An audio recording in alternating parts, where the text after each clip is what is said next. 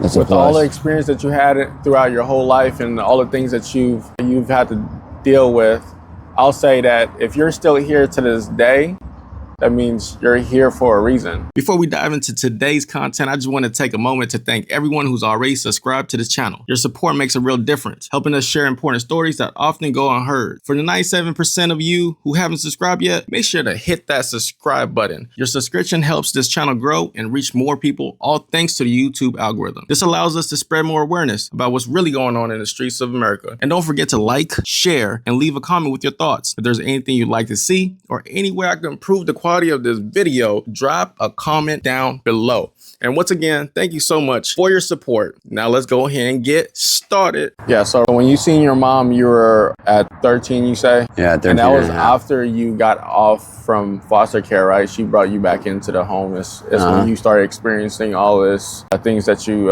seen that kind of like... No, that was all before that. That was all before that?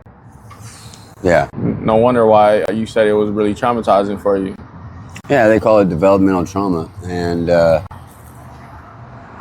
unless there's a plan that is walked out between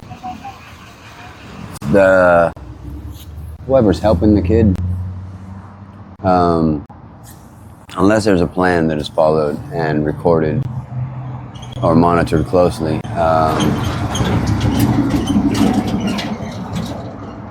it's very difficult to say that developmental trauma has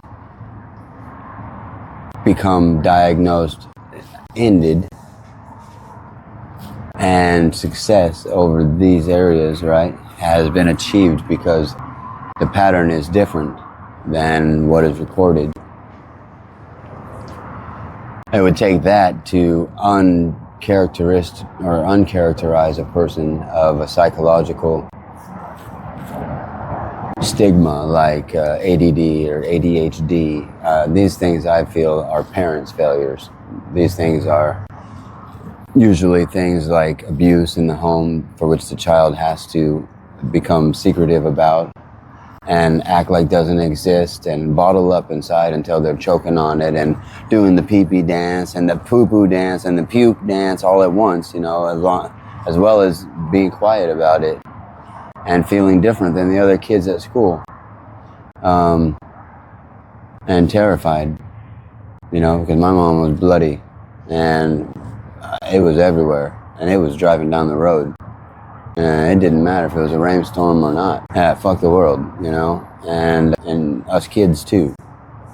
He didn't ever hit us, but he hit her. They hit each other hard, and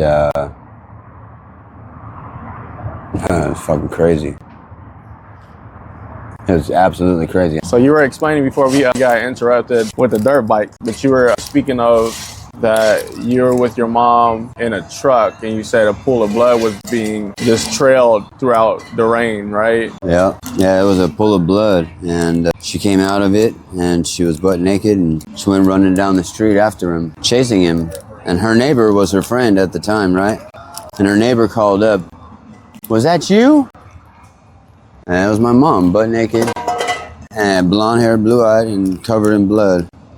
White as the fucking day is young, right? Running down the street, covered in life and death. And chasing them when he did it. How dare you leave me?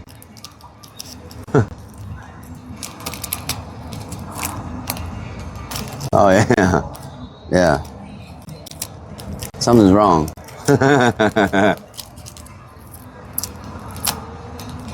Fuck. She was pissed. And bloody. Can you say that's you could pretty much call that as blinded by love? We're well past blind. I had already been blind.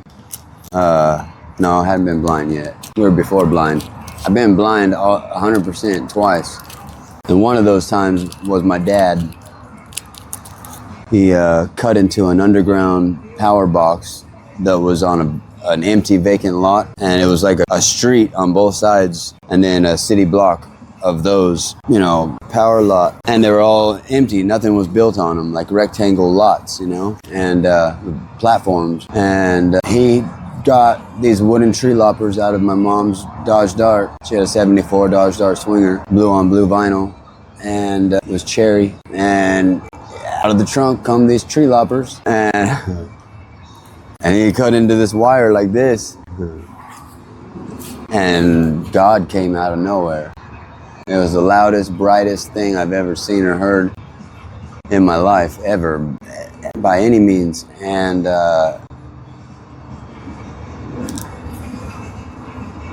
when the dark was done being dark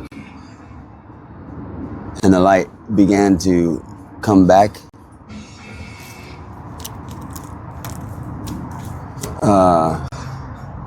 the hearing did the same thing.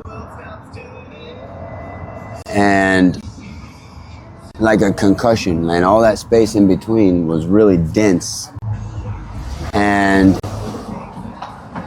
fog, you know, like it was really dense, and it felt like I wouldn't be able to tell if it was hot or cold. It was just buried, you know, comes to mind.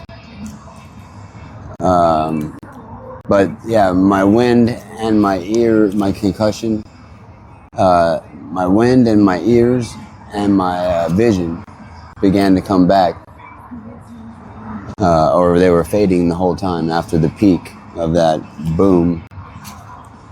It was like God hit the ground right there, boom, like right in front of us, the atom bomb. I mean, I was 6 feet away in a car looking at it as it happened. And it was just like the movies when they show the atom bomb and the people that just disintegrate. If that's what that light did to me, I mean, that's damn near it, you know what I mean? So, but my little sister was watching it too, so it happened to her too. Was she inside the house when this happened, or was she out? She was in the car with me. Okay. Yeah, he told my mom he was taking us to go get McDonald's. Okay. But he was gonna go run out this wire with her fucking hitch on her car and strip it. So he'd run it out and then recycle it and make a few grand. So that's copper wire, right? Or aluminum. Aluminum, okay. Like a lot of highline wire and stuff like this, so it's aluminum. And when you don't stop the current from going through that, I can only imagine the spark that you're speaking of. Bam. Like, yeah, you cut into that? Yeah. So, wild means to become plasma. Yeah. And whatever's beyond that, I have no idea. I don't want to imagine it or imagine seeing it. Plasma is like you're about to watch another reality happen, you know what I mean? Yeah. And I mean, well, wild plasma, you know, like some mad scientist shit. And so, let me see. So you say you were originally from, again, you say you were like 12, 13 hours away. Where's that again? One more time. Palm Desert. Palm Desert. And then how long have you been out here now? Bay Area? Yeah. For the last 8 years. Okay. And then with the past 8 years, you know, were you like applying for jobs? Were you, you know, not trying really. to do? No, jobs that paid cash, yeah. Yeah. But no, I haven't been working a lot outside of just working to survive. It's either cold and you have to work toward a fire, or it's mixed, right? Which means you get to go run around long enough until you come back to nothing, you know, again and again and again, or, you know, it's been difficult, man. It's been really hard. I've made a consistent bad choice the whole time, and that's depending upon something other than right action to get where I'm trying to, ultimately. With the decisions that you made, is it because of what you pretty much experienced when you were a kid? No, I just kind of, yeah, part of it is experience as a kid, you know, is not having a home and all that. Even when I did have my mom and she had a home or a place, I would run away because it just wasn't right that she could do everything wrong and then try to tell me what to do. And I was a smart ass, dumb kid that felt like she owed me the world. And she did, but it passed all that, you know? Fucking grow up and get on with it, you know? So it's kind of what I did. I had to do. You get our age, man, and you're still climbing, and I should have been dead a million times ago, you know? Like, a lot of things. could have done, took my ass to heaven or hell, and something's got me around, and you know, I'd like to just make good of today.